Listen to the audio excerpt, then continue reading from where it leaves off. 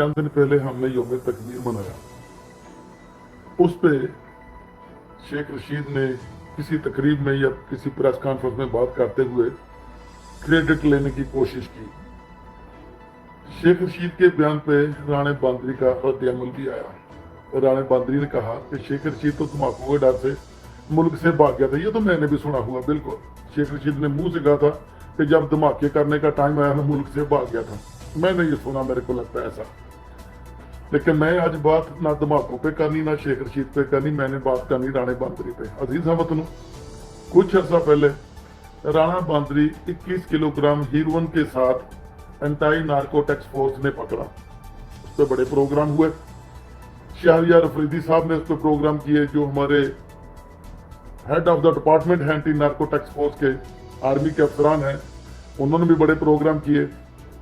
बाद राणे बांदरी को छोड़ दिया गया। इसका बनना क्या है? अगर राणे बांदरी ने स्मगलिंग की है, स्मगलिंग में इन्वॉल्व है, उसको लटकाते क्यों नहीं जनाब? अब तो हर अदारे से उम्मीद दम तोड़ती जा रही है, सीधी सी बात है। यहां तक कि जो हमारी हुकूमत है, पीटीआई की हुकूमत है, उससे भी उम्मीदें दम तोड़ती जा रही हैं। ये एहतसाब के नाम पे मजाक नहीं हो रहा, लोगों को मजीद बेवकूफ नहीं बनाया जा रहा? आपको नहीं लगता ऐसे? कोई काम भी सिरे नहीं चढ़ रहा। नवाज शरीफ वो जेल से निकल गया, शहबाज शरीफ जेल से निकल गया, वापस आ गया, दंदनाता फिरता है, मरियम को हाथ नहीं डालता। राणे बांदरी जिसके कब्जे से 21 किलो हीरोइन, कहते 1 किलो से ज्यादा हीरोइन होवे तो उसकी सजा मौत होती है।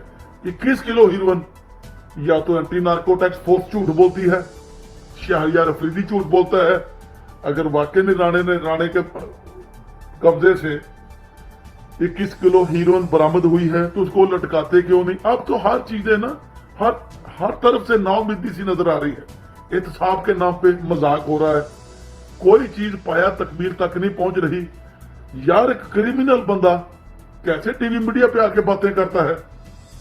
21 किलो हीरोइन का smuggler Rana Bandri, 21 kilo heroine का स्मगलर पकड़ा किसने? शहरियार अफरीदी ने, एंटी नार्कोटिक्स फोर्स ने, जो एक सरकार का अदारा है, जो एक आर्मी के बड़े अफसर उसको रन कर रहे हैं, उन्होंने पकड़ा राणे बांदरी को 21 किलो हीरोइन के साथ।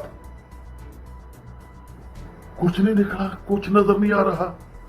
तो कहां है इंसाफ? कहां है? अगर राणे बांदरी के ऊपर इल्जाम लगा है तो क्या जिन्होंने इल्जाम लगाया,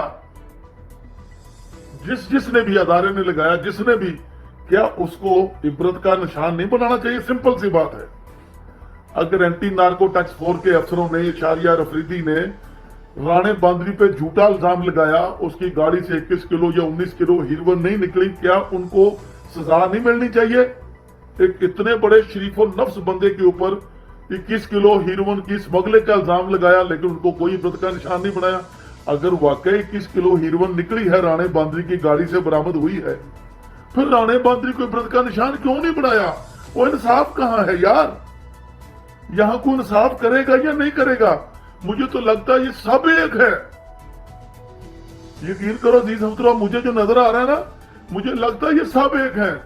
पंजाब हुकूमत, वफाक हुकूमत, हिजब इख्तिलाफ, पीटीआई, पीपल पार्टी, पीएमएलएन, ये सब मुझे एक ही लग रहे हैं, एक ही थाली के चट्टे बट्टे लग रहे हैं।